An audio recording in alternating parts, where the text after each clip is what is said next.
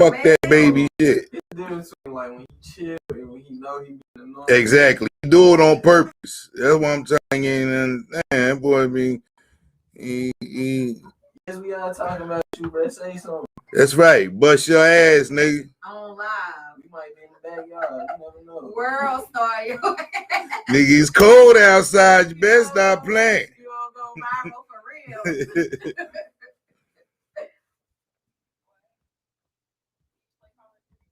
For me?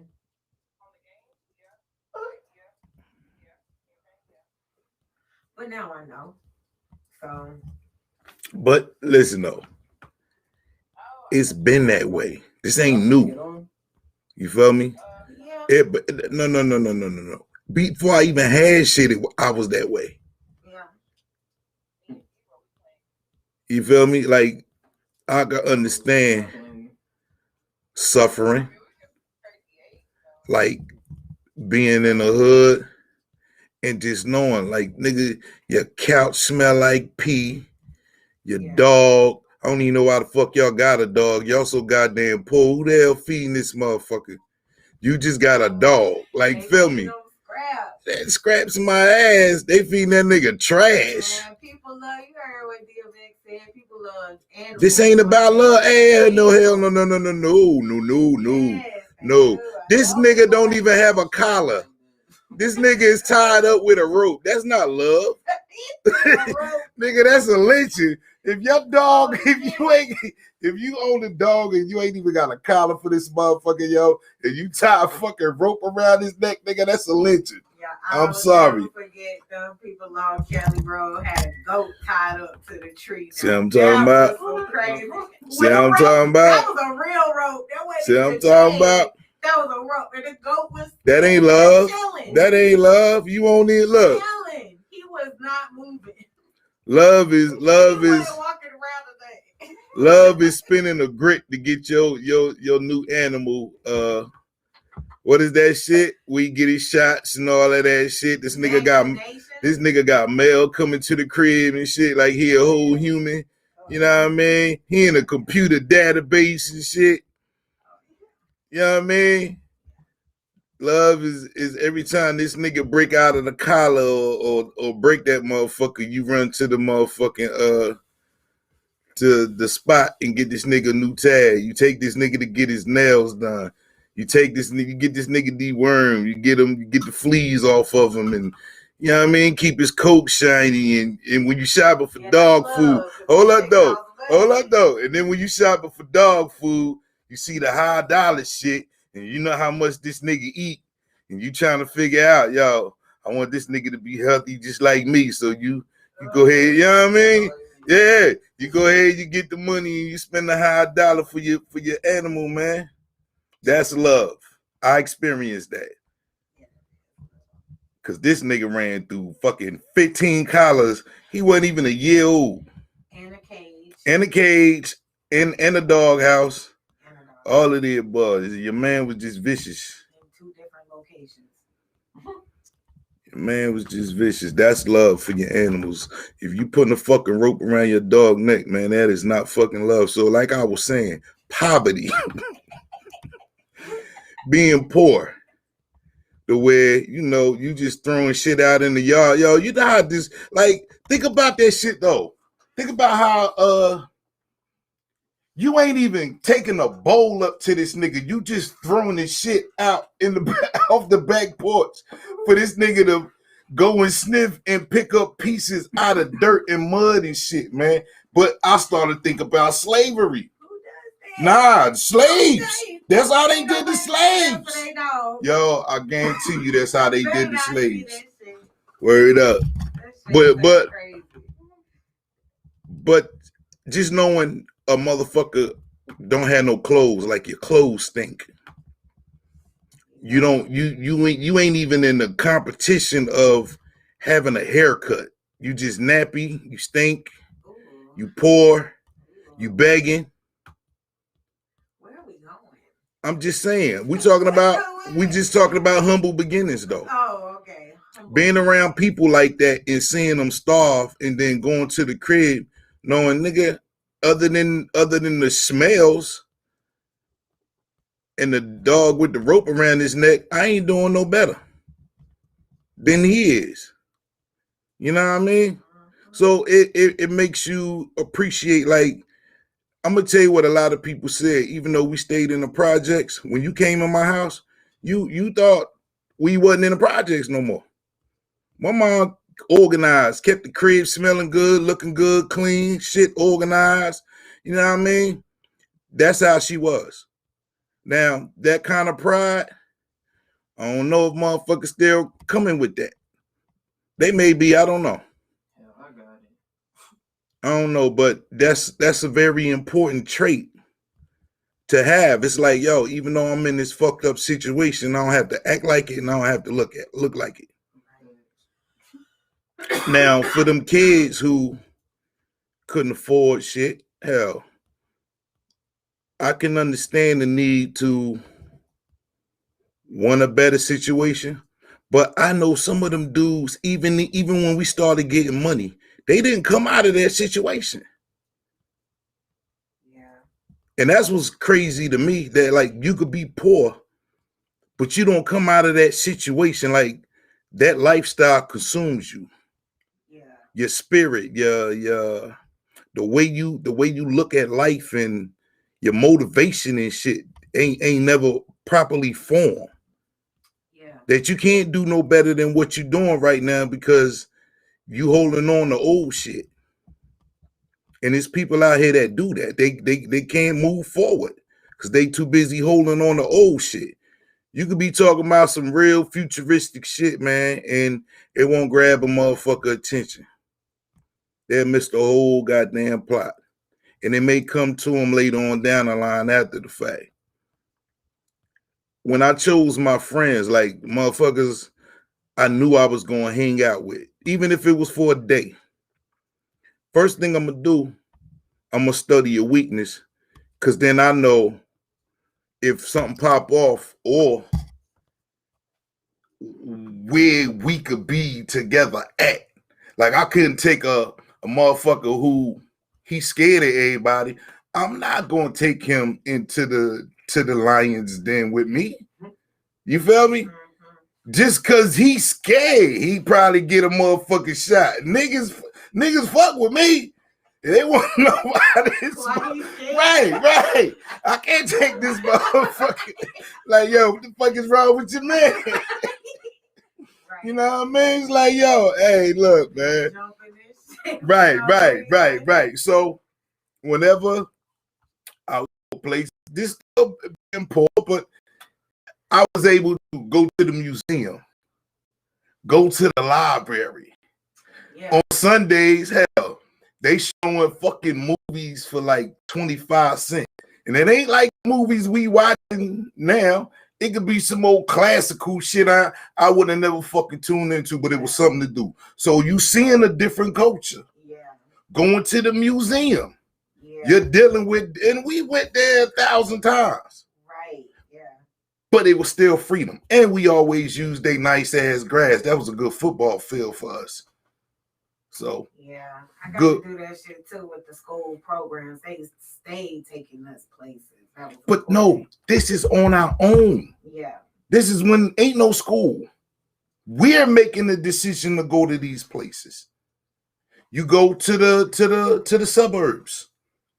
Maybe this is how the whole Grand Round shit started. What the shit that was in the movie. It's like, yo, we knew we had to have options. We smoking blunts the whole time. Mm-hmm. Being kids, though. Being kids. No. These kids you do not whoop. Fuck you mean? No, you don't whoop these kids. These kids are self-sufficient. So you think about it as a parent. Look. If we leave the crib at 12 and we don't come back till 9, 10 o'clock at night, what you think that meant for the parent? You got peace of mind. You got privacy. Understand how this works. Coming back to the crib, hell, because of the cost of living, you could have gave me $10. I'm going to stretch that $10 out for them 9 hours. You feel me? All the way down to the last nickel up in this motherfucker. I'm going to stretch it out. These kids don't do that now. It's bam and bam. It's like two different worlds. Going through the 70s poverty, going through the 80s poverty. 90s, I wasn't poor. I really, half of the 80s, I wasn't poor. So it started for me there. So we talking about what? 14, 15 years old? Imagine a 14 and 15, ain't even old enough to work part-time, but I'm self-sufficient. Right. Meaning, if I get on the bus and go to the mall, I know what I'm going up there for. I can go and shop for myself and balance the budget. You feel me? It may take a few hours. Well, that's good that you were self-sufficient at 14 and 15. And... But this comes from being poor. Right. It ain't got nothing to do with intellect. Being poor will make you, should most of us make you make different decisions. And then you fuck around and get a girlfriend or a friend that ain't had to go through none of that. Right. And I always thought these relationships was kind of like the fat and skinny. They parents in the crib, right. Work, they got a nice house. Right, but look, it's like the fat and skinny thing. You see a fat motherfucker and you see a skinny motherfucker and you trying to figure this shit out. You did? It's like, okay, the yin and the yang. You'll have a girlfriend. She boil out till she fall out. She throw you her purses when she done with them because she living a whole nother lifestyle, but y'all still friends. Right? It happens for dudes who are self-sufficient. They don't want your hand-me-downs. We want the lesson. We want to know how to get it. We want to know where to get it from. We want the experience. You feel me? I don't mind you putting me up on game, but I still want to have the actual experience myself. And I get that. This is why giving game, and we talking about, man, some people wouldn't even let you in their house. They were so poor. They don't want you to see how they living. So being a dude who was cool enough to, you gonna let me come in? And I'm like, God damn, nigga, your couch stink. I can't. Nah, I ain't saying that to be funny. I'm just saying, I can't, what up, y'all? I can't shame the person. I'm just in, oh, then there's roaches everywhere on top of that shit. Like, 2 times in my life, I saw like the grossest shit. Yeah, one night, I stayed the night over a nigga house and roaches kept crawling on me, man. I couldn't go to sleep. I bullshit you not, yo, and I'm glad my house was only a block away. I'm laying there, man, a fucking roach run across my face, man. And I'm like, yo, and hold on, though. The first roach didn't bother me. It just put me on alert. This nigga got roaches. But the mother 10 roaches got a little bit too comfortable and shit, you know what I mean? It was like, yo, I literally packed my shit in the wee hour. Look, in the wee hours of the night. In the wee hours of the night, I took my shit and was like, yo, man, I gotta go home, cuz like this sleepover shit ain't even gonna fly for me, dog. I can't have shit. You know what I mean? You doing this all night. Nigga, I need my energy. I can't be fighting roaches in my sleep, nigga. Yeah, nah, fuck that. And then the other one, not doing that shit. The other one is like I spoke about this kid before, where his dad was a boxer, and you could see his house, the backside of his house, because that's the football field. Well, it was a baseball field. We played football in the motherfucker. So it's like a row of houses going across. So it's kids in damn near every one of them houses. So if I see you in the back window, I'm like, yo, come on. You feel me? It was that easy for me to get motherfuckers to come out. They know what time it is. But that crib, you would see that nigga like once a month. So he became a mystery. Right. You feel me? Like, why the fuck you only, and it was kids like that, man. Like, yo, why the fuck you only get to come out once a month? Yeah. And then they don't say anything, like they getting beat or some shit, right? Yeah. Boom. So I want to say maybe a couple of years of knowing dude and only seeing him 12 times a year and shit outside of school. Your man let me in his crib. Like, yo, where your parents at? He giving me the rundown. I know all the questions to ask to be nosy and shit. You know what I mean? The nigga like, yeah, my dad a boxer.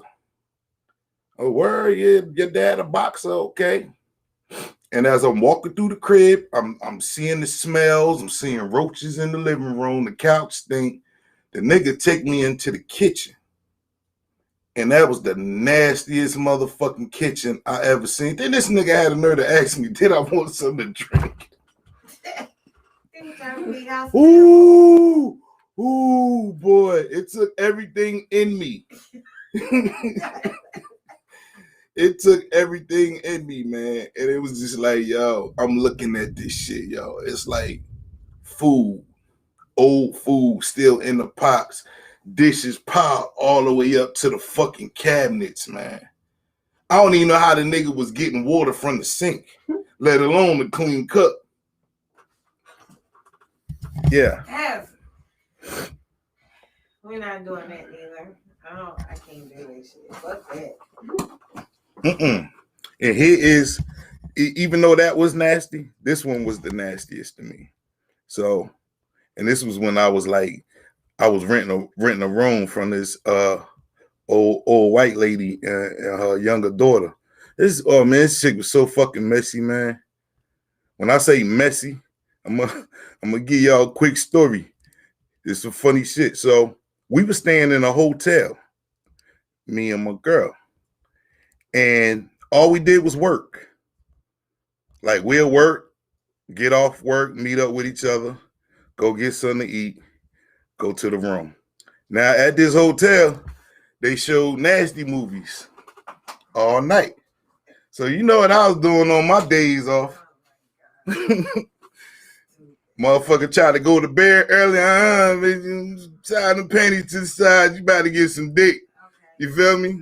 Now I'm just saying. I'm just giving you. I'm just telling you. Look. Just listen. All right. After a while, the pressure, and they had roaches too. It wasn't as many, but when you don't have,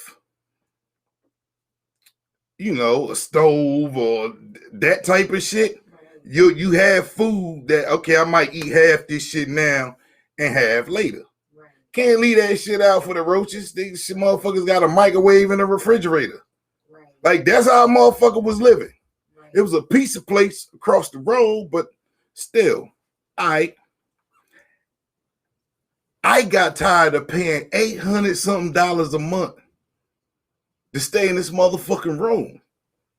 So I had presence of mind to grab the classifieds and was like, yo, I can't keep doing this shit because there really ain't no whole lot of money left over after you do that, eat gas and whatever, weed, all that shit. You know what I mean? After a while, it was like, yo, you gotta figure something else out. So I found the room. At that point, I think we was only together because we was in the same situation. We wasn't necessarily riding for each other at that point. It's like we fucked up that we ended up here. Right. So somewhere along the lines, the plan went wrong. Right. And nobody wanted to accept responsibility for it. But nonetheless, my thing was, I'm looking for me a place to stay. You feel me? I'm dead ass. I'm like, look, I can't do this no more. Right. I'm like, yo, I gotta come up out of this shit because this ain't me. Right. This the shit that I saw with other people. Right. Now a motherfucker got me living in the goddamn trenches and roaches and shit. I can't even enjoy porn because it's a motherfucking roach distracting me and shit. Like, come on, man. So, Oh my God. Getting out, being around my people, talking to my cousins and shit, you know what I mean? Like, hell, I drop off, I got the whip while she at work. So I'm doing regular shit. You know what I mean? And then it's like, boom, found the spot. Matter of fact, it wasn't that far from my grandfather. So now I'm back in the neighborhood where motherfuckers know me and I'm comfortable. But I'm going to tell you what's funny. I don't recall going to visit none of my family. The whole, other than the cousin, that was it. My grandfather stayed right around the corner. And I'm just now realizing this shit. I think I was actually ashamed to go to his house. You feel me? I get it. Yeah, like on some real shit. Like right around the corner, niggas like, yo, bringing up my grandpa names. Like, man, nah, I ain't going over there. I ain't going over there. Like, it was something going on that, I don't know. I had to get my shit together. So, boom, we move into the spot. Now, we got the third floor. It was decent. Nice, bigger, little, you know what I mean? Nice space, bathrooms and shit on the second floor. It wasn't really no, roaches must don't like being way up there. Because the roaches was not on the second floor or the third floor. We had not one roach. But let me tell you some funny shit. So me and Shorty both smoke trees. That was our thing. We get high fuck. So we on one of our late night shit. We enjoying this new environment, this new freedom, right? Late night munchies. Motherfucker, stop eating out. I'm only paying $300 versus $800.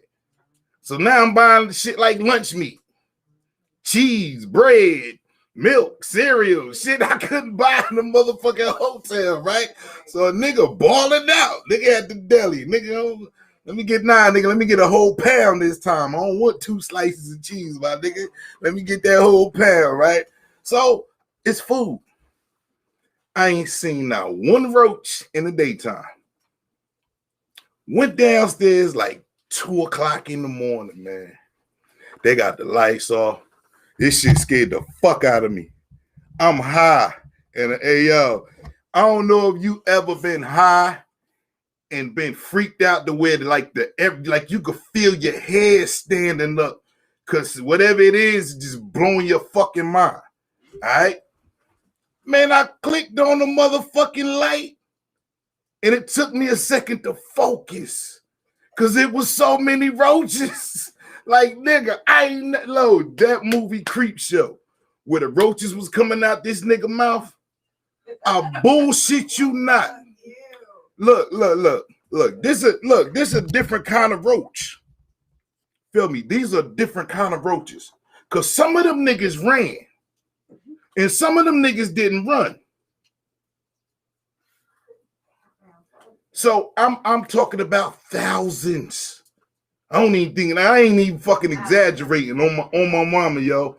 Thousands of fucking roaches. So I'm in shock, trying not to blow my high, but stay focused. I'm trying to get to the refrigerator. So I'm waiting for these motherfuckers to scatter. Yeah. Some of them taking their time and it's pissing me off. So I started stopping these motherfuckers. You feel me? So look, the motherfuckers ran past the stove, all that shit, right? So I'm like, yo, you gonna have to complete the mission because you came down here, you know what I mean? So look, I bullshit you not, yo. I open up the motherfucking refrigerator. I ain't even know roaches could be in your refrigerator and still be alive like that. Them motherfuckers was in the refrigerator. Open up the cabinets. They still scattering. I know, man. And I went upstairs. I told Shorty, I'm like, yo, we gonna have to start. Yo, we gonna have to start fucking eating like before these motherfuckers go to bed. You feel me? Because them roaches didn't give a fuck when the motherfuckers look. They ain't act up until they went to bed and cut lights off. Ugh. And it became a game after a while. I got used to them roaches, them thousands of roaches. No, Nobody should have to get used to that. But understand, it became a game for me to come downstairs, high sober, flick that motherfucking light on just to watch these niggas spread the fuck out. It was entertainment. That is a real humble beginning because that shit is ridiculous. I would never turn the lights off. That is crazy. But I don't pay the power bill. I just pay $75 a week. Yeah, I just went from paying $800 a month plus expenses, so I ain't complaining about shit. But what I do know is this ain't it. That's not it. So now, I'm trying to think, did this happen before I ended up at Net Cred? I don't even know. But anyway, so like I said, she and I were we was at the end of our term, our friendship, our relationship. So I could tell certain moves that she was making. And I'm sitting up here like, my nigga, I woke up one day.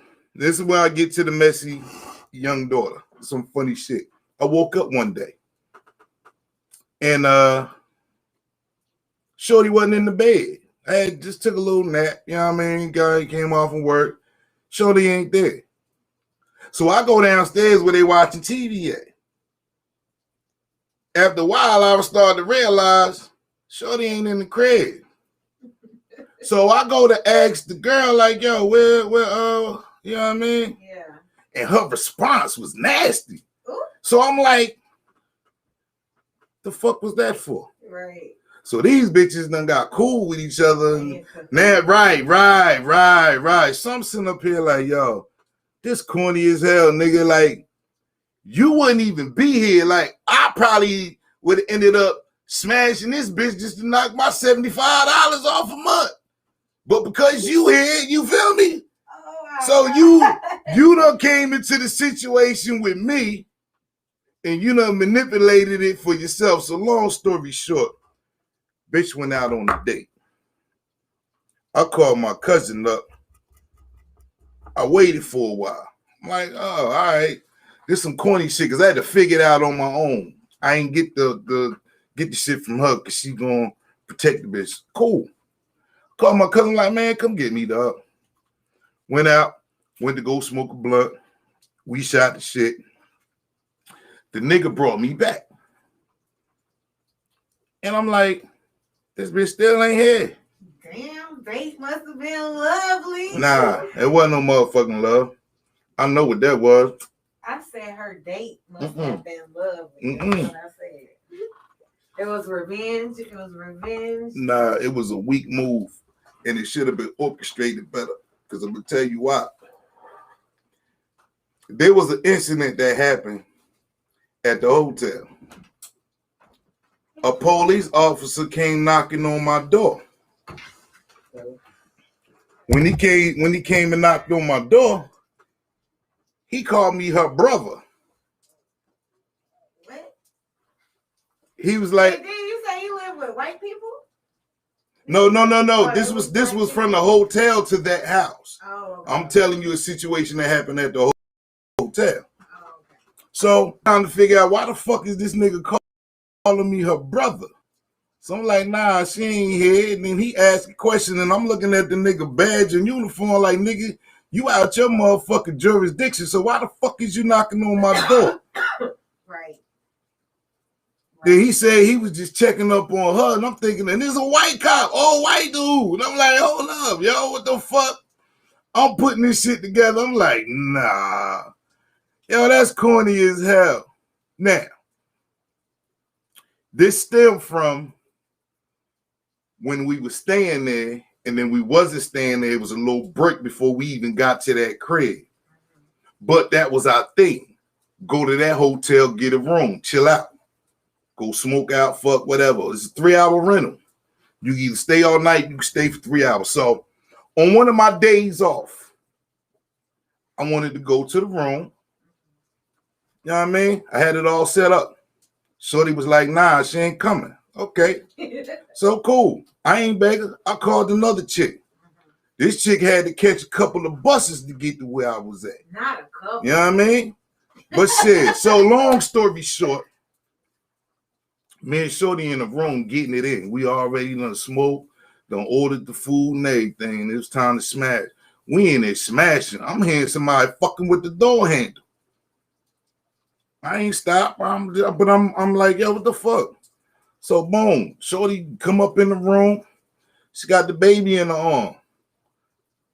And we naked. Shorty hop up off me and shit. I turn around, turn the lights on. She just had this look on her face, right? And I'm sitting up here, bitch, that's what the fuck you get for playing. I don't even know why you here. You said you wasn't coming. Fuck, I'm gonna rent a goddamn hotel room, and you think I ain't gonna use this motherfucker? Bitch, you out your, you asked for that, my nigga. I'm just saying, no. Look. I'm just saying, you asked for that to happen to you. Playing games with the wrong nigga. I ain't wasting my motherfucking money in my trees, nigga. Saying like, nigga, this was, feel me? You said no. Why you here? Right. You feel me? So she left. Shit, I went and enjoyed my night. Had a hell of a night. Went on by my business. So it stemmed from that misunderstanding, so to speak. All right. So fast forward back to the me not knowing where she at, but I already knew what was up because I put two and two together. So when she came home, I could see the motherfucker getting dropped off. I'm on the 3rd floor window. It's quiet. There's a bar across the street. There's music. There's cars riding by. But then there's the door slam and conversation. She come in the crib. So I was like, yo, you should play sleep. I was like, nah, fuck that. We about to talk, nigga. I ain't got time for this shit. You playing no games and shit. So she come upstairs. I'm trying to be honest with the white girl was real protective. For some reason, like, it is weird, man. She's like, you known her all your life, but you keeping this secret that ain't even a secret to me. But for some reason, she got you going. And the motherfucker was like, yo, they gonna put me out. Nigga, I'm the one that rented the room. They ain't gonna throw your boy out on the street. So look. Damn. So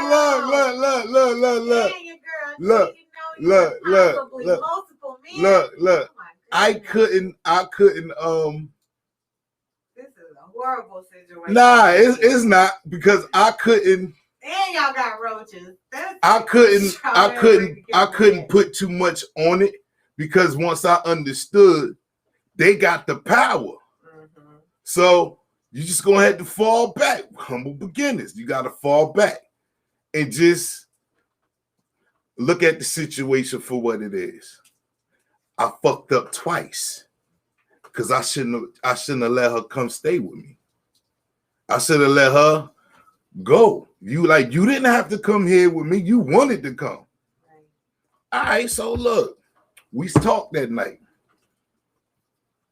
After I'm like, yo, I'm just asking questions about dude, not the kind of questions y'all lame niggas be asking. I'm like, yo, that nigga old as hell. What the fuck you expect to do with that old ass nigga? You feel like this dead ass? I'm like, yo, ain't he white? Like, what you doing? Look. I'm like, yo. So I'm like, yo, the nigga married? She was like, yeah. I'm like, oh my God, you fucking stupid as hell. What you think? He gonna leave his wife for you, nigga? What you expecting to happen? Like, what is you doing? Because you're not hurting me. You're hurting yourself. And whatever breaking point we are at, I could just bounce. Like, nigga, I went from the room to here. Right. Before that, I was somewhere else. I'm going to keep moving. Right. But what I'm not going to be doing is carrying excess baggage for no reason. Nigga, you the one with a child. You feel me? Like, you fucking yourself up. You got a child. If I leave, you ain't got nobody to watch him. All that shit. Bitch broke down, crying. And I'm like, look, man, we don't have to do this, my nigga. Like, we good. You good. Be you. But figure you out. But make better decisions. Was the advice that I gave her. And it's like, nigga, I already put my plan B in motion. But what happened was, and I don't even know how we ended up not staying there no more. I think because me and her got back cool. That girl ain't like that shit. She thought she ganked a friend. Maybe she done waited all her life to have somebody in the house, because that's the vibe that I was getting from the crib. Your mom old as hell. You in the middle, like in your probably your low 30s or something, you know what I mean?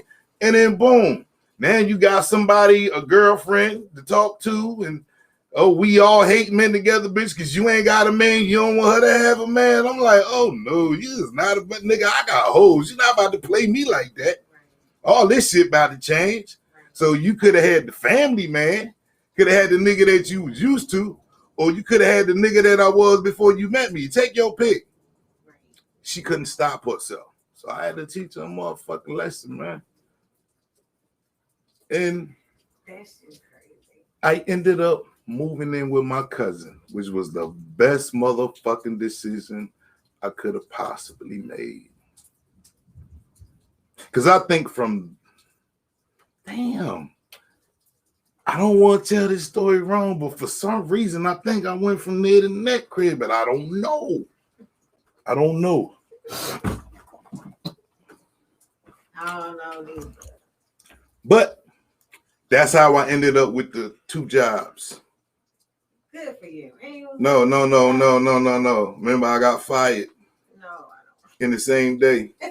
What? From both jobs. What? I got fired. I had 2 full-time jobs. What? Hold on, wait. Real Rap Talk podcast. Because first of all, how you get fired? So look. It was the plan. It was the plan. I told you I wasn't really fucking with my people, all except my cousin. And so I think because I stayed around the corner from my people's crib, that's what happened.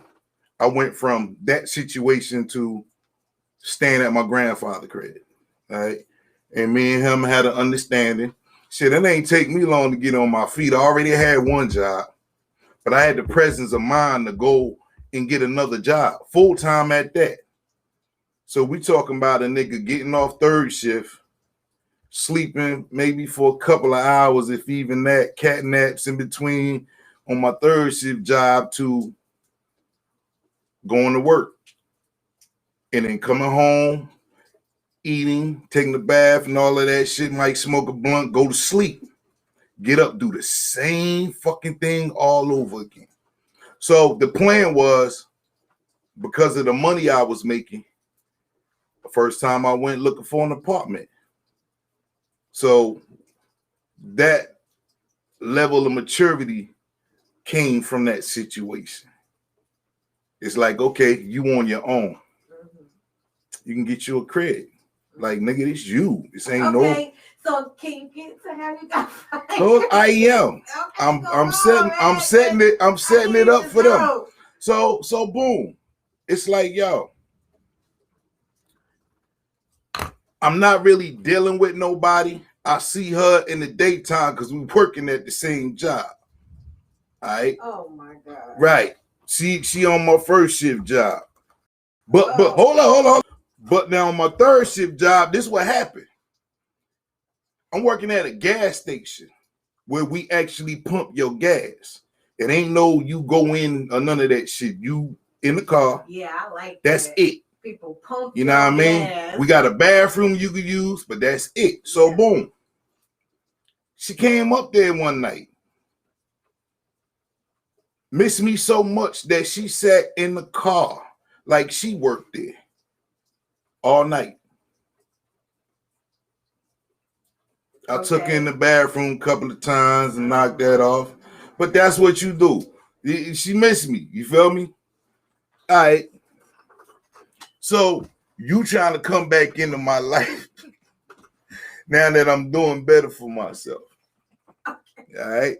I see the play. Okay. But I'm not the one sleeping in the car. You are. You feel me? I don't know what you got going on with your life when you ain't around me. I ain't concerned about that. Shit, if you gonna throw me something, I got the spot right here. What up, auntie? So boom, this shit went on for a few months. Same routine. Then the gas station across the street got robbed. Now, the motherfuckers I worked for was Asian. Like straight up and down Asian. You had the younger Asian nephew. Then you had Uncle Chen, because he told me to call him Uncle Chen. I think I was probably one of the first black people they hired. Right. You feel me? So this was monumental. It's like, nigga, I don't speak Chinese. I don't know nothing about your culture other than Chinese food. But you hired the nigga. Right. So your mans was trying to do karate on me and shit. The nephew. I don't know. It's weird. It's as close as I got to the Asian culture, right? So, like, I understood the rules of what they wanted and what I could do, what I couldn't do, all of that shit. I got all of that from Uncle Chen. Uncle Chen explained things. Like, nigga, you about to tell me I'm responsible for my whole black culture working at this gas station right now. Right. I can fuck it up for future generations with the Chins, you feel me? So it's like, yo, I got you, man. We good. Right. Everything, even I like Uncle Chin. Even the nephew, the nigga must have thought he was my Asian brother because he do little shit. And this nigga, he ain't got no meat. He ain't got no fat on him. He was skinny. Nah, he just ain't had no fat. He was bony. He wasn't bony. He just he wasn't fat. Okay. So I played, you got a certain level of when somebody like punch you before you either punch a motherfucker back or some shit. This nigga didn't know how to play with people. He would hit me in places that was not like, nigga, I could have had human resources, nigga. I had a lawsuit right there. This nigga, but it was funny. This nigga was playing games and shit. Right. And I didn't want to hit the nigga back. You feel me? Right. I need a job, right? So I'm like, yo, just giving this nigga this look like, all right, motherfucker, you keep playing with me, nigga. I'm gonna show you some motherfucking karate, bitch. We gonna street fight, nigga. This would have been the first motherfucking street fighter. So look, me and him got cool. And one night, I guess I did too much. And I didn't get all my sleep out. So it's nice out. It's nice, serene night. It's quiet. We ain't really have a whole lot of customers. We're sitting in two chairs outside like the office and shit. So I dozed. This motherfucker was talking to me. And next thing you know, I dozed off. When I wake up, I see blue police lights everywhere. So damn, how long was you asleep for? I don't know. But let me tell you how fucked up this nigga is, man. This nigga's a fucking snake. So I'm looking at the shit. The gas station across the street got robbed. Now, mind you, before I closed my eyes, nigga, we was sitting side by side. So I'm trying to figure out.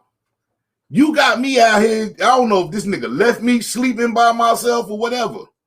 But I'm outside with the pumps, sleep in this motherfucking chair. Yeah. I don't see him when I wake up. Right. He's talking to the police. So I go over there like, yo, what the fuck, man? Right. You know what I mean? Like, what the fuck I miss? And nigga, why the fuck you let me fall asleep? Right. It was just, yo, so he just gave me this look like it was my fault. Yo, where's Bob? Right? So I caught that shit. Next day come. Uncle Chen called me in the office. This nigga, word is bond, yo. I bullshit you not. And this is where I start fucking. Yo. This when I start fucking with your boy. Y'all men there getting chastised for falling asleep, and I'm like, but if I was asleep, if you saying they got robbed because I fell asleep, where the fuck was this nigga at? Right. Because before I fell asleep, he was sitting right next to me. You feel me? Right. So I was like, oh, all right, I see where y'all going, but this y'all doing this shit. Right. That's your people, so you gonna let your man slide. So now the rules change. Now we playing that game. Right. So anyway, fucked around and shorty came to my people's crib. I had a little window of being off work. So the time I would have normally went to sleep before I went to my night job, I didn't. We outside in front of my people's crib smoking a blunt. She hit me with the sob story, tugging at my heartstrings and shit. I'm like, yo, what the fuck, man? Right. I'm like, what I'm gonna do with this, man? Right. Then, yo, I'm like, fuck it, nigga. I want some money. Man. We go in the crib. Wait for motherfuckers to go. It took a couple of hours. It's like I had a small window before I go to work, right? I don't know what the fuck, man. But smash, and then it was like that took whatever energy I had left in me that I didn't want to go to work. Right. So I called and then told them I wasn't gonna make it.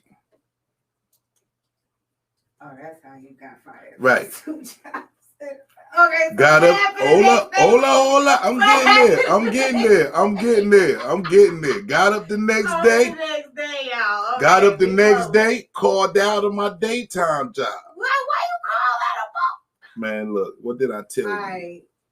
I didn't go to sleep. So that's Okay. from the day before all the way to that. And then I wasn't killing myself. So got fired from the first job, first thing in the morning. I go up to the second job. They told me I was fired.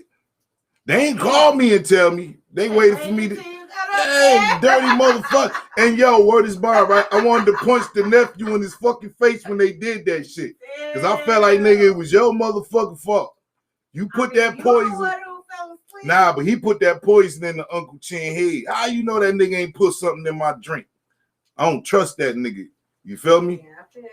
And how they get robbed, nigga, if you was still outside with me? Why you ain't called the police? Because that was the conversation was all about. Anyway, so now I done lost both jobs. I ain't even getting the cred. It's time to dip. Damn. People mad at me. So I think that's when I came to stay at your house, Auntie.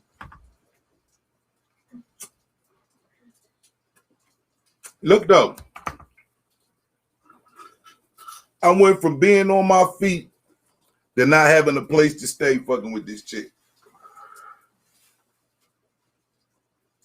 You hear me, cuz? Yes, I'm listening to you. I'm like, yo, what is you doing, man? Like, come on, bro. It was weird because it was a lot of weed smoking, more sex. And it's like, yo, this can't be what this shit's supposed to be about. This can't be how this shit's supposed to play out. Right. You feel me? And I ain't really around my dudes because I'm doing the stepdaddy thing and shit, right? So we don't get the crib. We go stay with my aunt. That felt more like what it was supposed to be like. Staying with her. And I got a better job that I only needed one. And it was respectable and I had fun. It was something different. I was in a different neighborhood, different environment. I was around rich motherfuckers. So now I'm peeping a whole different game. Like there's some things that I need to be doing for myself. You feel me? At this stage in my life. Me and Auntie fall out though. Yeah, man. Auntie fell out. Auntie told me I had to go, man. So now I'm at that window of, damn, nigga, we back in this motherfucker. Like, this dream ain't gonna fucking end. So, yo, it's some funny shit. So, there's not a lot of programs for men. But there's plenty of programs for women and women with kids. So I learned this shit. It ain't even take her long to get accepted for her and the kid. And we had like I think it was like 5. I had to be like, my option was to go to the homeless shelter for men. And I'm sitting up here, yo, they took me on a tour of the homeless shelter? Yeah, before to make the decision, like you had to actually go there to. Right. So while I'm in there, I'm looking around and I'm like, these motherfuckers is sleeping on cots. Yeah. All around each other. And there's some unsavory characters up in this motherfucker. Like, I'm hearing stories. Like, hold up. This shit definitely gets good. I'm hearing stories like, yo, this like prison. Niggas will shank you in your sleep. And I'm like, who the fuck right wants to be worried about that shit? Because I'm like, yo, I'm a fly nigga. I'm just in a fucked up situation. This ain't no permanent shit for me. Right. But it's either this or I'm be sleeping outside because I ain't the time frame of having somewhere to go. It ain't been figured out yet. But she's straight. Right. So I'm like, yo, I had till I think 5 o'clock to go get in line or some shit to do that. And I was like, yo, the man in me said, hell no, dog. I can't do this shit. So went hollered at my cousin, took a leap of faith, hollered at his pops. Pops like, yo, you good, you can stay here. Best motherfucking decision I made in my life. And I'm gonna tell you why. Nah, this one, let me tell you why this one worked. Because now I'm around men. Right. You feel me? And I needed that. Right. For your growth and development. Well, I got my little cousin up under me. I'm his favorite cousin. And his pops, who I thought was somebody else, rest in peace, turned out to be cool. Right. And it was a perfect situation. Like the role that I had to play in this situation, perfect. It was a beautiful thing. It went on for a minute. Got me a motherfucking good paying job. I got things bounced. Bought my first car. So things was, you know what I mean? Things did what it was supposed to do. But the goal was to get down south. The goal was to get down south. Just so happened, though, my earth was in a homeless shelter, too. Well, whatever the shelter was for the women. I don't know what they call it, but anyway. Yeah. So, now, hold up. This is that shit where I went from my mama crib, leaving her crib, and it was like a whole goddamn circle to end up where I was. Just so happened, though, she ended up where my mom was at. So the few times I talked to my mom was like, I don't know about your girl. Did you just talk to her? I was like, nah. Well, she was on the phone with some nigga. I'm like, okay. I mean, we over anyway, but you just confirming this bitch out here in these streets. I can't, you know what I mean? I gotta let her go. So I'm like, shit, nigga, I'm fly. I got hoes. I'm back on my feet. Like, nigga, the game, and I gotta win. Shit, it was legal. Couldn't tell, man. You couldn't tell a guy nothing, bro. Bros over hoes for real. Oh my God. We look.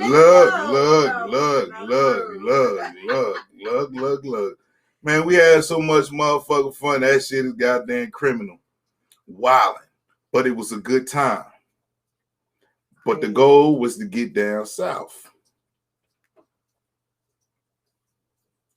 Now, the reason why I speak on that story and talk about maximizing your full potential without the procrastination. My part where I think I messed up at in that situation definitely was being attached to somebody else. Because moving on my own, I'm a beast.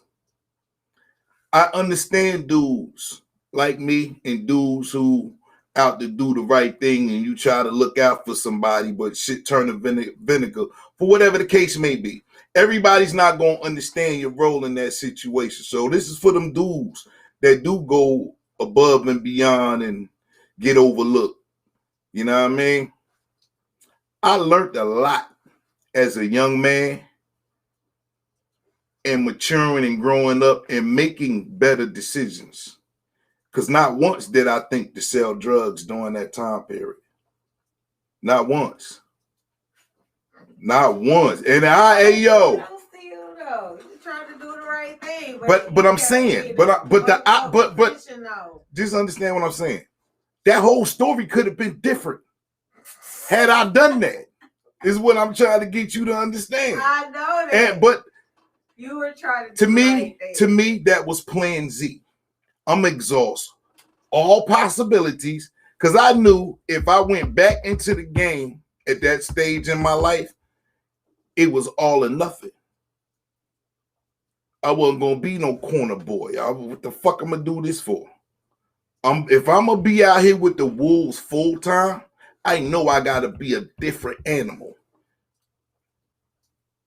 And it wasn't that far-fetched from the niggas that niggas already knew, but when you dealing with that game and what it did to the community, you ain't got no choice. There's no coming back from that though. So that's why that motherfucker was playing Z. The whole time was to avoid playing motherfucking Z. Sleeping on the couch, sleeping, living with them roaches, living at that hotel, all that shit, man, was to avoid playing motherfucking Z. Because in my mind, I knew I was better than just being a fucking drug dealer. I was too smart to just be a drug dealer. Right. So. Well, at least you was real with yourself about that. I mean, but ain't nobody else gonna do it. I've been real with I'm the only child. I ain't got no choice but to be real with myself. Even my imaginary friends told me I was the realest nigga on the planet, and I believed them. The pink elephant you saw and shit. Oh my God, real rap. But look though. Wait a minute, we ain't even done no introduction. We are. I'm trying to figure out how your boy slip off and then come back. Oh yeah, what happened with that? I don't know. But dang, you been DJ King. What's going on, y'all? Real Rap Talk Podcast. Big Bass, K Anonymous in the building. What's good, man? Well, here reminiscing. I hit y'all with a freebie. Reminiscing over here is what you doing, man. That's all there is to do. Nah. That's what old people do. They reminisce. I don't think I reminisce and I ain't old. Shit, you is old. Who? Shit. You in denial. But look though. You are. But look though. I said all that to say this. I don't know who out there watching this shit. I don't know who gonna say it, but I'm gonna give you game, man. Like I said, other than me letting Shorty around me influence some of the decisions that I made, there was a lot of dreams and there was a lot of alternative routes. And it all came back to being with her. But we wasn't meant to be together. You feel me? Like we both knew that. We went through the trauma of losing a child. All of that shit. We was fighting a lot. Me and her brothers used to get it in. I had them niggas running. I didn't like who I was becoming in that situation. Like I knew how I was around my family. I knew how I was around my boys. But just being in that situation, definitely toxic. That wasn't even a word for us to use at that time back then. But it was just like, yo, being a young boy fucking with an older chick and knowing better, man. It's like, yo, this shit is beneath me, my nigga. Like, this ain't even my style. Because the smiles, you know, you be around people, family, their smiles. When shit ain't going right, motherfuckers giving you dirty looks and shit. Like, nigga, I could stay in the car. I could dip off. I ain't got to be around none of this. You feel me? I'm moving through my city, nigga. You feel me? It's like, yo, going through all of that shit. Her girlfriend was a hoe. I should have smashed it over.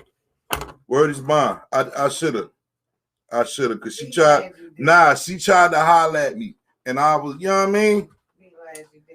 But nah, it ain't even that. It ain't even that. That tit for tat shit with me. It's like, yo, I'm gonna be the nigga that take the higher road, cause, like I said, you hurting yourself. You not hurting me. I already know where I'm going. I just gotta maneuver through this bullshit to get there. So to the dudes, man, young boo dudes, you in love, check out your nose open, whatever the case may be, man. If the situation, when you do the math, it's not benefiting you, besides getting some ass, yo, leave. If you don't have no real attachment, leave. And I know a lot of dudes do leave. And the chick got a different story to tell to everybody else about why he left, because she hurt. Yeah, man, fuck all that, yo. Live your motherfucking life, yo. Because I'll be damned if I would have stayed. Ooh. I would have to race the whole South Carolina experience. Dig that shit. All of that shit would have just been wiped off the memory card. You know what I mean? And South Carolina been good to me. It's what I call home. South Carolina. Yeah, dig. It's what I call home. In the crib. Like, share, and subscribe. Y'all know how we do. Well, it's a good thing that you came down here. It is. Yeah, shit probably would have been fucked. I'm gonna tell you what's funny though. Being here the first 6 months, I thought about sending for her. I ain't even gonna lie, I did. I had a moment of weakness. I ain't even gonna lie, y'all. Word is bond. I ain't even gonna lie. But let me tell you what was different this time. I was talking to the dude, an older dude that used to give me a ride to work before I got my own whip. And your man hit me with the jewels. He was like, brother, don't bring nobody into a situation and you ain't even got yourself straight yet. And see, I'm a nigga that listen and I get it. He was like, he broke it down to me. He was like, you know, nigga, I'm taking you to work. How you gonna have, you know what I mean? How you gonna bring a chick and a baby into, right. You feel me? You ain't even got a car. You ain't even fully on your feet yet. And I'm like, word. There you go. That's that shit a nigga need to hear. That's that shit daddy's supposed to be telling a nigga, but it ain't work out like that. Right. I take my jewels how they come, but that brother was on point. He don't even know how much he shaped the decision making from here on out. Cause I was like, word, I ain't straight. I can't do shit for nobody if I can't do shit for myself. Right. So that's where the good-hearted nigga got put into a little box. Yeah, see, I'm gonna put you up for a little while. I'm gonna give you a little rest. Let me take over. I took over. Oh yeah, it was well worth it. Well, okay. Mm-hmm. But that's my truth. So young dudes, living your truths, man. Like, don't allow nobody to affect your decision making to the point. Like my thing, I don't like to tell people shit that could benefit. You have to have you have to be neutral. I don't think y'all understand how important it is to get neutral game versus a motherfucker that, oh yeah, well if you do that, that means I'm gonna do this. or I'm gonna get this out of this shit. Telling that motherfucker your business. This nigga might be working against you and the shit don't never happen. Right. It's the same with her. She was working against me. I just didn't see it. She had her own motives. You know what I mean? It took me a minute to put the whole shit together. Like, yo, this motherfucker, she gonna take this dick, but she ain't riding for me. We ain't where we was when we started. This something different. This is some shit that I don't even think it had nothing to do with me. I think that person was already in her, but that side got tapped into, and she tried to go hard. She tried to go hard, my nigga. It's like, yo, I'm watching this shit. This fucking movie is entertaining, but it's like, damn, to see the lengths that people will hurt themselves thinking that they hurting you is crazy to me. I don't like to see people self-destruct like that. I don't give a fuck how the fuck whatever the relationship is. I don't like to see that shit. I'll throw you a bone if it'll keep you from making some of them fucked up decisions you've been making all your life. Take the bone, man. Just take the bone. For real, because what you about to go through, niggas don't listen. What you about to go through about to be some woo. And I done heard the stories of the outcome like, nigga ain't take the bone. That's not on me. That's on that motherfucker. You ain't take, nigga, you should have took the bone. Yeah, should have took the bone, nigga. Oh, hashtag take the motherfucking should have took the motherfucking bone, y'all. A lot of it didn't seeing niggas fall off in my journey. That's something else that bothered me. But I started to understand more. You're pulling away from whatever it was that was consuming you. Right. And that's the key thing. Like, especially being in the hood, my nigga. The shit that consumes you, the day-to-day shit around you is all consuming. Right. When you talk about being a personality amongst thousands of other personalities, if you're not trying to be the main character, the one who got to get all the attention, you just a cool motherfucker. You can fight, you handsome, you dress nice, all of the little typical shit. You ain't gotta have a fly ride, and you ain't gotta have a high-paying job. You still have a fucking life. This is what I want dudes to understand. Don't let people put that pressure on you to where you gotta try to be more than what you're willing to be. And that's what I got from that. Like, I think working 2 full-time jobs, like, to me, that was bananas. It might not be bananas to y'all, but hell yeah, that's 80 hours a week. Yeah. Full time. But I had it once I figured out a system, because I was concerned going from the daytime job to the nighttime job. And then, well, no, actually the nighttime job to the daytime job, because I ain't getting no sleep in between that. Right, that was straight hours of work. Right. And the crazy part about it, I used to have to ride a bike to get to the gas station. I ain't catch the bus. I caught the bus to work. Damn. Catch the bus back home, walk to the crib, eat. Right, is what I'm saying. Your boy. That's why motherfucker can't tell me shit. Nigga, if I want to do shit, I ain't doing nothing. I feel you. Fuck that. I feel the same. But that same dedication, when I moved to my cousin crib, I knew once he allowed me to stay there, I ain't have no job. I was fucking with them temp service that don't even give you, like, you ain't even had 90 days. You might be working at a job for 2-3 days. That's how bad the temp service shit started out. Yeah. For people who don't know, you wasn't even working like how you get now when you on as a temp. Nah, you'll work for 2 days. And then they had to find you something else, and that might take a week, 2 weeks. Right. That's a different lifestyle right there, yo. So yeah. I walked 3 hours and some change to a job.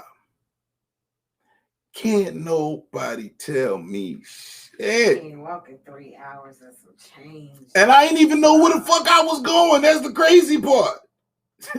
I just walked until I found the fucking job. What? In my mind, let me tell you, in my mind, I figured somebody was gonna give me a ride. What? I walked from one state to another state. It was in another state. Yeah. I walked from one state to another state just to be on time at work. Right. A motherfucker can't tell me shit. Ain't no way. Ain't no motherfucker way. I just wouldn't have no job. Mm-mm. Somebody finna take me to work. I'm not about to walk 3 hours. Somebody gonna take me to work. That shit worked out. It worked out. And I'm gonna tell you how. Because I knew after by lunch break, I was gonna make a friend. Somebody was gonna like me in this motherfucker. Shit. The time is By gone. lunchtime, shit. You had to ride. I was napping. I ain't eating on my lunch break, nigga. I needed, nigga, after all of that and working, shit. Nigga, I was asleep. Your man tapped me.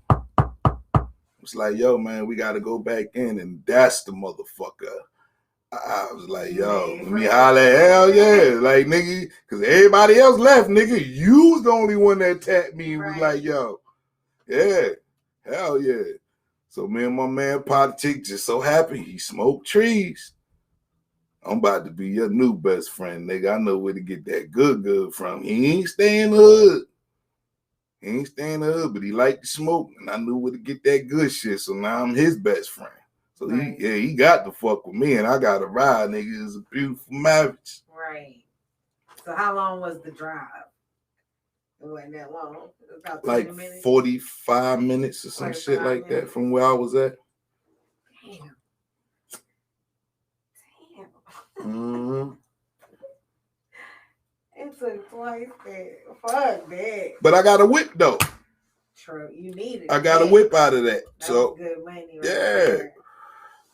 That's what I said, man. That was a good time. That was a pivotal point in my life, man. In your Black history. You did, for real. Facts. For real. Somebody gave me a chance, and I ain't fuck it up. And that's another thing too. You dudes. You dudes. I'm just speaking strictly for the dudes, because I know it's some motherfuckers who don't appreciate shit. Man, Dude. I know niggas who pride will put them in a dumpster because of their fucking mouth and their fucking attitude. Look, to have to use Plan Z every time you fuck up just means you a fuck up, nigga. On some real shit. If you gotta keep going to tapping into Plan Z, nigga, that's just like going into your bank account. You throw some money in that bitch just to say you got one, but you eating off of your bank account. Next thing you know, nigga, you in the negative. I know motherfuckers who live their life that way. Don't have nothing. And ain't trying to get nothing. But for some reason, you can't tell them niggas shit. Which don't make no sense to me, my nigga. Either you want something or you don't. How you living with another motherfucker and you trying to tell another motherfucker what to do? Like, that don't even make no sense. But they out there. Them the same ones who be getting in trouble a lot of times too, because you don't know when to shut the fuck up. Look, at a certain age, as a man, there are some things you should have and some things you should be doing. If your life is just predicated on how you feel and it's not producing anything, you might need to try a different strategy, homie. For real, it's dudes my age still ain't got shit. And I guess they don't want nothing. People who open their doors to them dudes, people who try to help people and they don't reciprocate the love, I get it, man. I done tried to help a lot of motherfuckers, man. And some people appreciated it and other motherfuckers just, I don't know, man. It's like you wish you don't want to fuck your blessings up. But at the same time, it's like you look at a motherfucker like, what the fuck is wrong with you? You don't even understand the mathematics of the situation. You think somebody's supposed to give a fuck about what you talking about. Regardless the how my shit that I invested, that I went out, spent money for and got, you gonna come in and run my shit, my nigga? Hell no.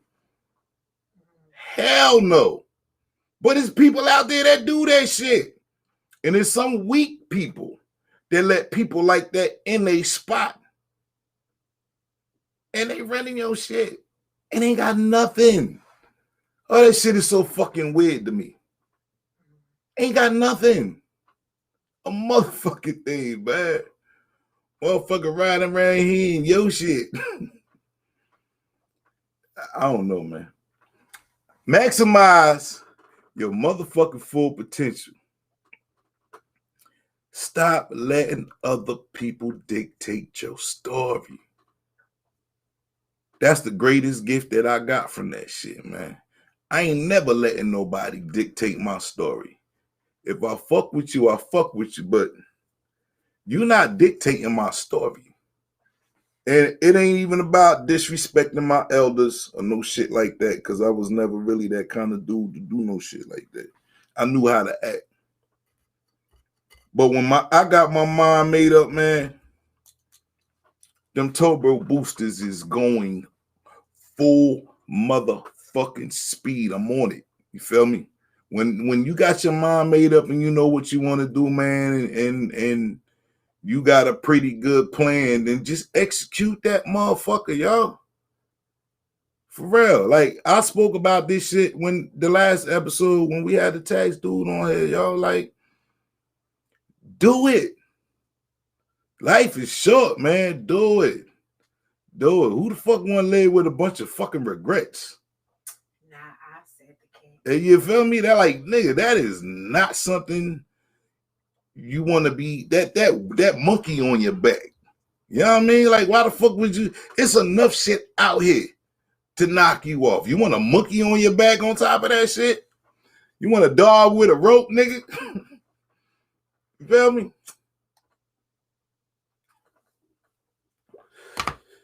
You got some Black History facts. Oh shit. Oh, late in the game. Nah, we ain't late. We ain't late. I do. What you gonna tell them spirits when they move me? You can't disrespect the spirits. They'll haunt you. Not the dude You know, you scared of ghosts. Shit. No. You, nigga. You scared of ghosts. Hey, I've done have experiences with ghosts. Like, you know what I'm talking about. Believe me. It ain't even that. Don't be disrespecting the ancestors, man. I mean, I feel things now. Like, them it's energies. Not like I see or hear, but I feel things. Like, you know, when somebody's looking at you, right? Or how it feels when somebody is standing behind you, right? Or like when you feel like you're not alone. Like, that's how I experience it. If I hear something, oh my God, I'd be like, somebody turn all the motherfucking lights on, the power bill be $322 because I got every light in the house on in the daytime. This shit's real though. What you got, man? So, and make sure y'all like, share, and subscribe, man. For sure. I can't say it enough. So, I had a few little facts. I had a fact about Maya Angelou. I know rest in peace. Yes, everyone knows that she is a famous authoress. But she was the first female Black black female cable car conductor in San Francisco What? in 1944. See, shit, you don't be knowing, man. Yeah, I know, right? And then this goes on to talk about If we was on Jeopardy, I wouldn't have got that shit. her writing. Me neither. Me neither. She said she was given blood tests, aptitude tests, physical coordination tests, and then she was hired as an operator of the streetcars in San Francisco, the first one. So shout out to her. That's what's up. Yes. So another interesting Black history fact. I mean, we all know that Black people are also enlisted in the war. We were soldiers, Okay. since the dawn of time. But by the end of the Civil War, 179,000 Black men served as soldiers in the U.S. Army. And that was only 10% of, I know, so shout out to them. That was only 10% of the total troops. There were 19,000 in the Navy, and nearly 40,000 Black soldiers died over the course of that war. And most of them were from infections from disease. So damn, I guess over that would be there, like bullet wounds and right, stab fucking with that wounds. Vietnamese coochie, nigga. What? See? Oh, you ain't seen Vietnam War. My bad. Sure. I apologize to the Vietnamese community. My bad. Hold on. You said Civil War. Apologize to everybody. You hold on. Nah. My bad. Wrong war. Players fuck up too. Wrong war. Oh my God. Oh my God. But right. I guarantee you it had something to do with them fucking with prostitutes and shit too. Cause the clap and all that shit was running rampant back then. Yeah, and we talked about people they wasn't up on things like people back then. They didn't wash their hands with soap or doctors would operate. They ain't have but you got to think though too. Another thing that we don't speak about how the government experimented on people. Right. So that's part of it. Motherfuckers got diseases just from fucking with gunpowder and shit. Right. Like now, if you shoot a gun, you need to wash your motherfucking hands because you can get cancer from gunpowder. Look that shit up. Right. And ain't no telling what else you could get. You don't know what the fuck they made that shit out of, man. But you need to wash your motherfucking hands and shit. Right. Be rubbing your eyes, wondering why the fuck you got one eye now, nigga. It happens. Right. So the next fact we have is going to be about Madam C.J. Walker. There was a woman who actually hired her. I saw the movie. What movie? It's a movie. It was on, I think, Netflix. It was good too. What? On Netflix? Yeah, I forgot what it was called. Okay, then who is she? Since you saw the movie. I forgot her name, but she was some mixed woman. She was light skinned and she ended up becoming her competition. Like they were competing. Madam C.J. Walker stole her recipe. And so they was going tit for tat, but Madam C.J. Walker was getting to that bag because she knew how to market. And her name was Annie Turnbow Malone. Yeah. And she was one of the country's first Black millionaires before Madam C.J. Walker. She ended up fucking her husband. Who fucked who husband? You need to watch the movie. I do need to watch the movie. The Annie chick. Facts I don't know nothing about. Yeah, so like if she was about to make a move because he was helping her in the beginning. And then when she met old girl and she got the recipe, she was adamant about her decision making. And back then the man was like, "Oh, I'm the man of this house, and I wear that shit."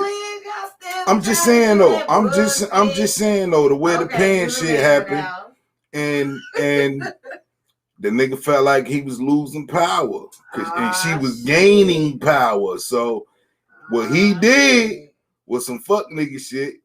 He went over to the enemy. Started. Don't tell the movie, man. Well, then you need to watch it. You need to watch it. Matter of fact, is it even on Netflix now? Hold on, I'm about to tell you in a second.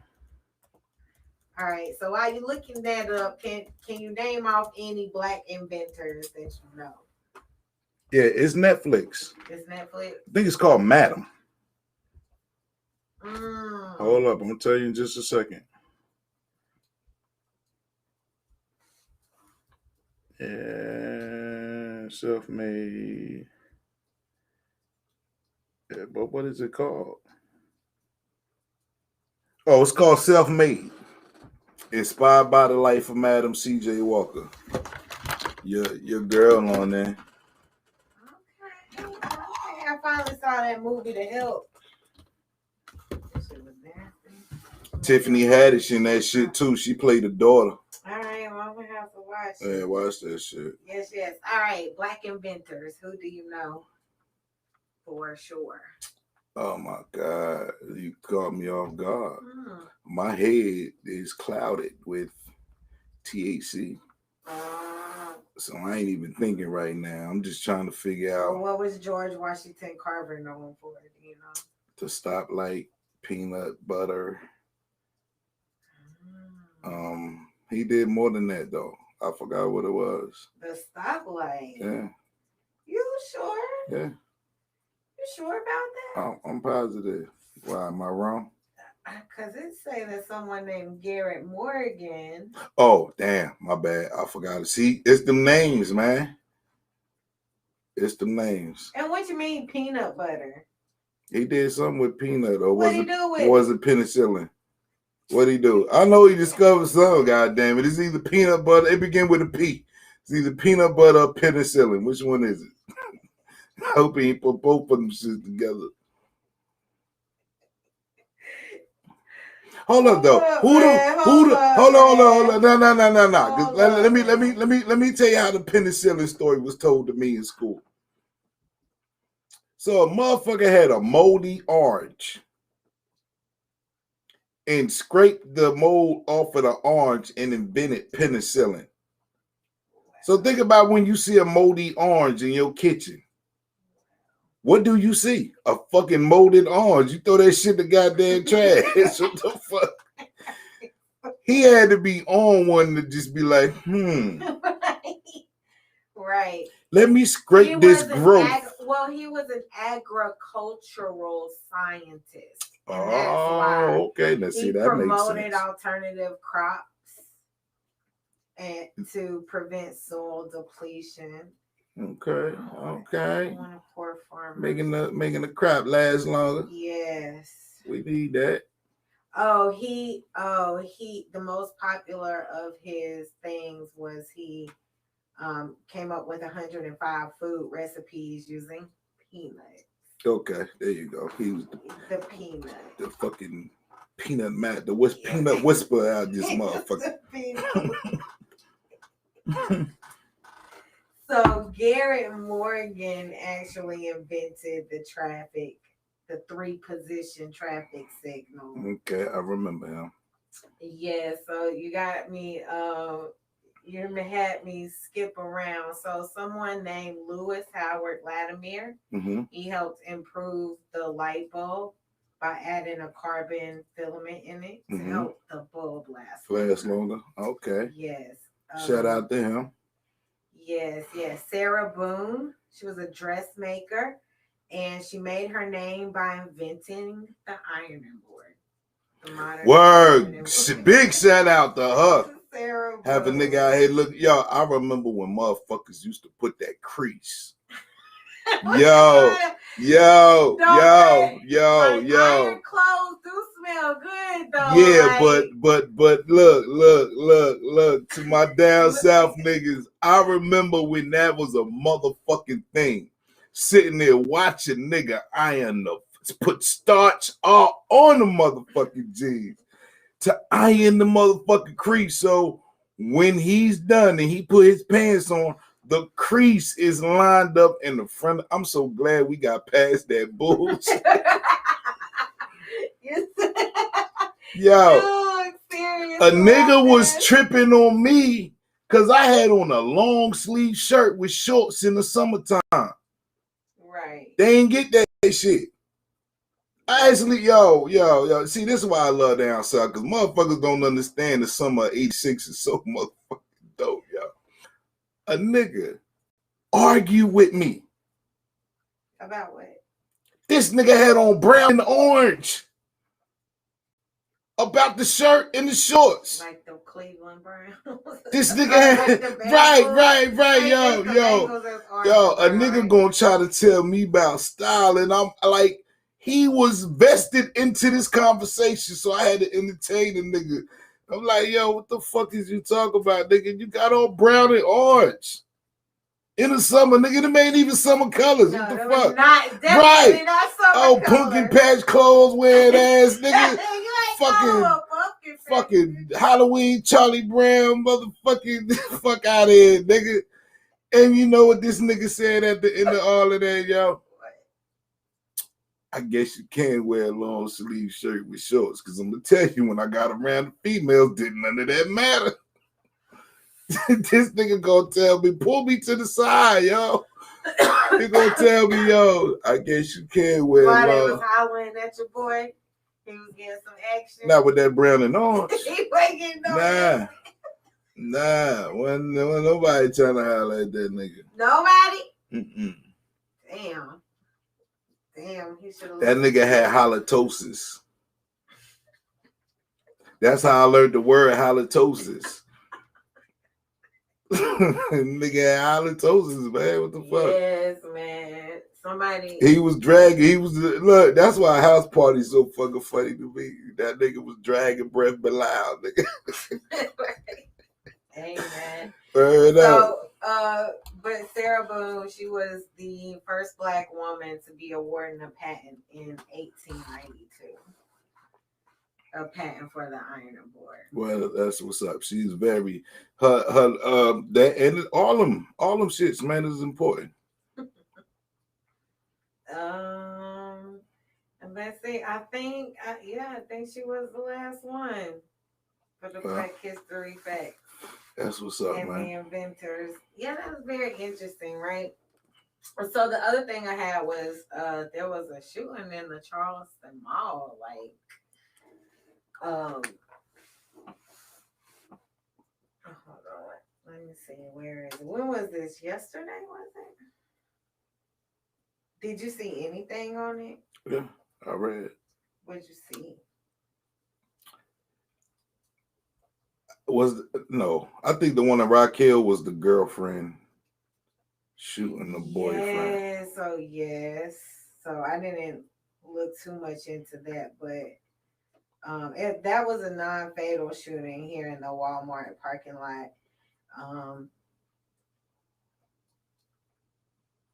And she was 37, he was 38. They were fighting, and he stated that he was shot by her, and she left the scene. So, I hope they get. Oh, she was arrested. I hope they get that together. You can't be out shooting people in the Walmart parking lot. What kind of love is that? I don't want that shit. What kind of love is that where you want to? It's a non-life-threatening gunshot wound. Like she shot him in the ass or some shit. Yeah. Shot that nigga in the ass. He must have turned his back. Be turning your back on him, boy. You get a bullet in your ass, nigga.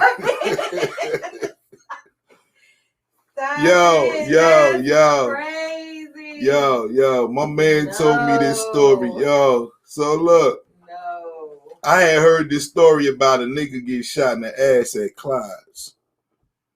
And I'm hanging out with this dude for probably about half the goddamn year and shit.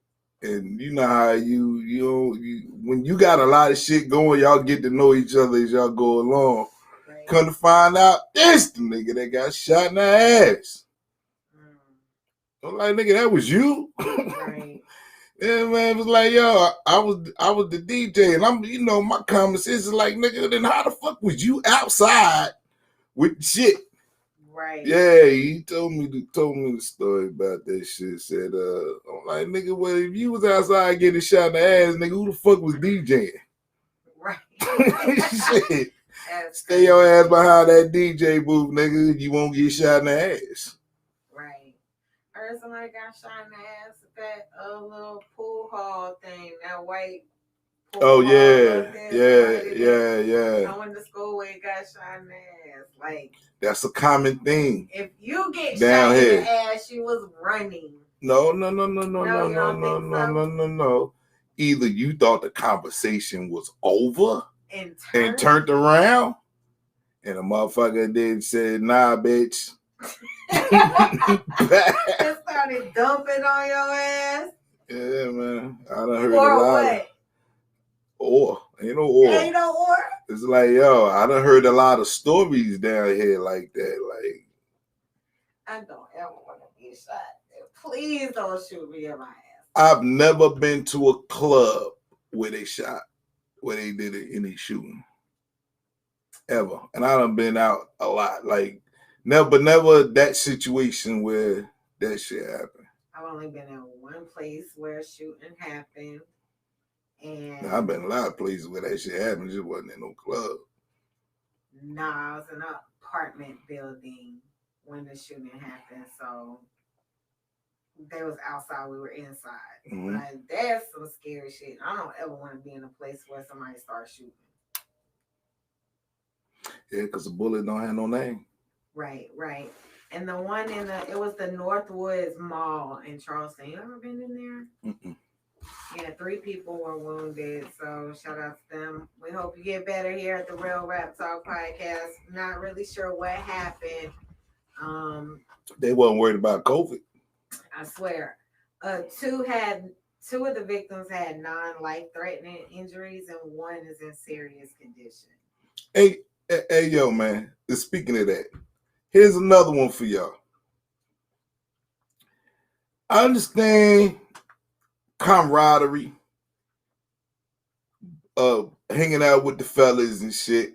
And what I don't understand though, and maybe just because it ain't for me to understand, but I've been in plenty conversations with people my whole life. Some that just wanted to do some foul shit. Some that wanted to do some unspeakable shit. I always made up my own mind. So what type of nigga has somebody in their ear like that and you always end up in that situation? Right. Like, nigga, the minute you made that decision outside of a jail cell, outside of a prison, outside of a courthouse, outside of a motherfucking police car, right, the minute you make that motherfucking decision, everything that you know goes out the fucking window. And that's what I don't grasp about how it's easy to just shoot somebody. right. I don't, there's no, like, I speak for not the dudes who gotta protect themselves. We ain't talking about that shit. But I'm looking at it like, so the scared nigga with the gun, that shit. Right. It happens more than we care to speak about. So you with a nigga who got a gun, who got a beef. It ain't even your beef. You got a gun. A lot of times the dude y'all rolling up on, if y'all don't catch him slipping all the way, like my man in Raquel, I ain't even gonna say his name, but shit, I heard niggas ran up in his crib and that nigga was ready. Laid all them niggas out. I heard that brother is in another city doing his thug thizzle. I salute you. Some of y'all probably know who I'm talking about, but I ain't gonna say his name. Stories like that though, where, hey man, come on, let's get together, yo. We gonna come up with this plan, and yo, you do this, and yo, I'm gonna go in here, right? And I'm gonna all of this shit, and it don't never go the way y'all motherfuckers playing that shit. Right, that's the crazy shit. And you got 2 other dummies with your ass. Because I see the mugshots. I do. I read the fucking news, nigga. I see the mugshots. Stupid ass motherfuckers. Like, why? Why? And then the part where y'all end up taking a life in the situation, and that wasn't even part of the fucking plan. Scared niggas. So if you scared, then what the fuck is you even doing this shit for? Nigga, we did shit, and it was an adventure to us to have fun. You feel me? We did shit to have fun. We did wild shit to have fun. You going to jail for 20, 50% of your motherfucking life don't sound like fun. I don't get it. Show the fuck don't. I'm dead ass. I don't get that fucking dumbass logic. Ain't no way. And what kills me every day, every fucking day, this story, this cycle repeats and repeats and like a motherfucker ain't read not one newspaper, ain't seen not one news story where they told your ass. Even another, they gave you cops. Let me show you how stupid you motherfuckers are. They gave you cops. Cops, the longest running motherfucking police show on motherfucking TV. They gave you cops. That shit was hilarious. Your ass still don't get it. Then these motherfuckers gave you the first 48. With niggas snitching. Every episode. Every episode. Which confirms, nigga, the street shit is dead. You can't trust none of these niggas no more, bruh. Then they gave you Live PD. Where they gonna show them busting your ass in real time. You niggas still don't get it. I don't understand that, man. Why do you think your master plan is so much better than everybody else that came through that door and fell? And the wild shit is when they lock you up, you gonna be in there with the other motherfuckers that got caught. Like, feel me on this. We did shit, and the goal was to not get caught. That's the creme de la creme of the lick. Is to not get caught. To not have to kill nobody or none of that shit. Get in, get out, whatever it was. Right? Y'all niggas do shit and stand around like a movie. Like this ain't really happening to you. You didn't just pull this trigger. You wasn't just in the shootout. I seen on Vlad TV a young boy got shot. Was it 35 times, 50 times? It was an astronomical. Fuck the 50 Cent. Fuck Tupac shit, nigga. This nigga got numbers. He got more bullets in his ass combined. Oh my God. Than them niggas combined. And probably fucking 15, 20 other bodies. This niggas got shot like 35, 50 times, man, and he survived. Even saying that shit just don't even sound real. That's a lot of lead to put in your ass. That is. And I'm like, yo, what kind of hate? Niggas don't even shoot animals that many goddamn times. You shooting a motherfucking human being. His name is Young Baby. He got shot 35 times. 35. All right, I was right. And he grew up in Trenton, New Jersey. I didn't even know that shit. See? He lost 8 friends by the time he was 18. Hold up, though. Did he get shot in Trenton 35 times? Hold on, I'm reading. Hold on. He was at a gas station. What if it was the one I worked at? Where 2 gunmen entered and started firing shots. Oh, nah, you ain't in that. He was in a coma for 2 weeks. Damn. That's all it say. It probably happened in It Trenton. say watch Vlad TV to get the rest of it. Right. But I didn't know the nigga was from Trenton, y'all. And look. People from Trenton know what the fuck Trenton is. Shout out to Google for helping me get this information so quickly. I appreciate People it. from Trenton know how Trenton Gladiator is. And man, It was Gladiator School when I was there. I don't know what this shit is. The wild, wild motherfucking West now. Not the Wild Wild West. Come on now, we covered the 16-year-old and the 8-year-old boy get shot on the second floor at a party.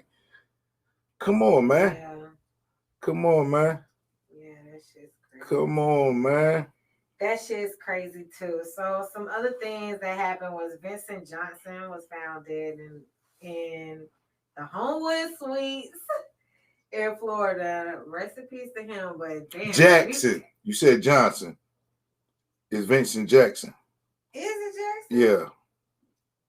When you said Johnson, you threw me off. I'm like, somebody else got shot in Florida? Vincent Jackson, I'm sorry. The wide receiver, correct. ex-wide receiver for the Tampa Bay Buccaneers. Yes, but Homewood Suites is raggedy as hell. They say he made a fortune. They don't know why he was staying at that hotel. He was tricking. And and that he had went missing. He was reported missing by his family. And it doesn't say exactly how yet. There's no apparent cause of death. There's no song. That's what they say. There's no apparent cause. So rest in peace to him. And that's all. That's all right. Now hold up. But that's a good segue. What is? Into some of what we done already talked about. So here's a dude who had an opportunity, a good one. Had a successful NFL career, because I think he was only 38, 35 or 38 when he died. Mm-hmm. Oh, his age? 30. Usually 35 or 38.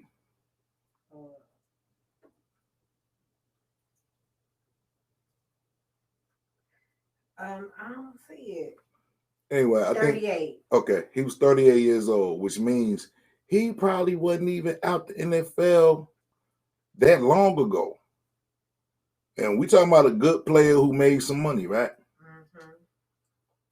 So when you think about your struggle, when you think about all the obstacles and all of the things that you got to fucking overcome just to have something of your own, look at dudes like that, man, who go through M's. I look at all money as a tool. Nothing more, nothing to kill nobody over, none of that bullshit, man. And I look, $1,000 is the same to me as $1 million. It's just less ways to spend that shit. But it's all the same. It's money. Feel me on this. It's just money. It's just paper. If you a hustler, you know what you can do out here. If you're a nigga like me who been gambling on himself all his life, then you're not worried about them things, man. You feel me? It's dudes out here that idolize, worship money. Well, I ain't even gonna just say dudes. People, period. They idolize and worship the shit. What's worship? Well, they motherfucking that shit is religious to them. Oh, they worship? Nah, worship. You called it worship. Because I got an accent. Yeah, but it sounds like you're saying war. I am saying that. Like I am. It's about to be war. Yes, it is. I'm talking about war. You see, you're not differentiating the two. War is war shit. No, you learning something. It's worship. Nah, you ain't worshiping shit if you dying from money. Say Worcestershire. Worcestershire. Okay. Worcestershire. But anyway, money is just a tool, man. It's like you don't walk around with a motherfucking screwdriver, but you need that motherfucker, right? Money is just a tool. You use it for when you need it. Ain't no need to be out here killing nobody over no screwdrivers and wrenches and hammers, nigga. Like, what the fuck? It's just a tool. Motherfuckers out here selling their ass and selling their soul over paper, man. Come on, y'all. That's not what money is supposed to be for. It's a tool. Simple math, y'all. Simple math. Niggas is dying out here over monkey wrenches and shit. Like, come on, Every man. day, man. Come on, man. Every day. I mean, if you need another example, that $8 dude is like the one. Yeah, but they look, man. I thrive on the hustle. I get off on the hustle. The whole process. I get off on that shit. Right. You know what I mean? Not even really knowing what the outcome is going to be, but I know it's hustlers out there that's like that. They thrive on the hustle, the whole process. Right. You know what I mean? I could be helping somebody else get to the bag, but I'm in it. I'm in it. You feel me? Yeah, I feel you. Yeah, like nigga, I thrive off the hustle. Like when a nigga on his go get his shit, nigga, I'm the best that I could possibly fucking be. This is why you must maximize your full potential without the procrastination. Wow. Now, crazy. I have not spoken on the procrastination, and I want to end it with that. People who procrastinate are fucking aliens to me. Oh my God. The hard-headedest motherfuckers on the planet. Okay? And I don't understand the need to be defensive and argumentative all the time when you know you wrong. Like, damn. Sit your ass down, shut the fuck up. Humble yourself so people like me don't have to humble you. Humble yourself. Because motherfuckers be doing that funny ass shit. Because it's you, I'm not gonna listen. But I listen to another motherfucker that tell me the same thing. And I done got past that part where I wanted to just smack the shit out of motherfucker because of that shit. Like, I'm past that. I understand that some people just don't change. Some people can't move. They stuck. Like, that's who the fuck they gonna be. What's funny to me, though, is when you ain't dealing with them type of people no more, and they see you again, and they see you done progressed and shit, and they give you the funny look. You feel me? They act weird towards you. It ain't the same person. Well, it's the same. I mean, but people, I know you always say that, but people, sometimes you need to hear the same thing from a different person to confirm. Like sometimes you don't always go off the first opinion you get from a doctor. Sometimes you go to a second doctor. So you shouldn't take that personally and just, unless they say, fuck you, nigga, like, fuck your advice. And then they listen to somebody else's say after they said fuck you. But look, I'm the type of person, I could break shit down from the most complicated way of terminology to the layman's. So I'll give you an elementary school version if that's what's going to help you. And I know people get offended when I do that sometimes, but there's a reason that we here, my nigga. If you didn't get the first version of that shit, I have to break this shit down for you, for your understanding, and you want to get mad at me because you the slow motherfucker. Or you don't want to, you the hard-headed motherfucker, which is bananas to me. So, motherfucker want to see you shine, motherfucker want to see you do good, and you don't like that shit. I used to say, kill yourself. That used to be my mother. What's that signature? When I used to text people, and I'll be texting relatives. I was texting relatives, and they hit me back with the and the question mark. Like, I be forgetting that shit was. I was forgetting that shit was on there. It'd be like, okay, see y'all at 6. Kill yourself. every text I sent down had that shit on there. Motherfuckers didn't understand, man. Kill yourself, nigga. I'ma speak from the motherfucking grave for your ass. Kill yourself. I seen one of my old emails. And it said, kill yourself as my motherfucking signature. That's how bad it got. I got tired of dealing with motherfuckers, man. Like, nigga, we not even on the same planet right now. Niggas is on that bullshit. And then you realize you can't help everybody, man. You feel me? It's people out here with good hearts. They want good intentions. That shit is pure. Not somebody that's just looking to gain something from your ass. Like, nigga, go be the best you could possibly be. Maximize your full motherfucking potential without the procrastination.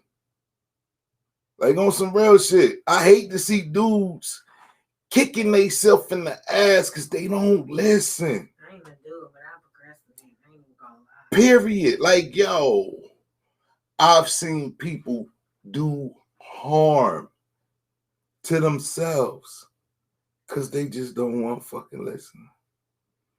And I don't know, man. I don't get it.